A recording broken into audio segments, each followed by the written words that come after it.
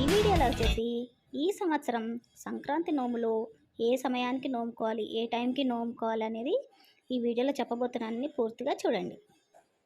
ఈ సంవత్సరం అనగా 2025 సంక్రాంతి పండుగ నోములు చేసుకునే తేదీ వచ్చేసి 14/1/2025 పుష్యమాసం బహుళ పాడ్యమి మంగళవారం వస్తుందండి. మంగళవారం రోజు మనం నోములు మధ్యాహ్నం 2:38 మకర సంక్రమణ సూర్యుడు మకర రాశిలో ప్రవేశం జరుగుతుంది. కావున మంగళవారం రోజు మధ్యాహ్నం 2:35 నుండి సాయంత్రం 5:35 వరకు సంక్రాంతి నోములు నోముకోవలసి ఉంటుంది. ఆ టైం వరకు అన్నీ రెడీ చేసుకొని పెట్టుకొని 2:35 మనము సంక్రాంతి నోములు అనేది నోముకోవాలి. ఈ సంవత్సరం సంక్రాంతి పురుషుడు ఎర్రని వస్త్రం కట్టుకొని, అంటే ఎర్రని వస్త్రం ధరించి పాయసం అరటిపండు తినచు వచ్చుచున్నాడు.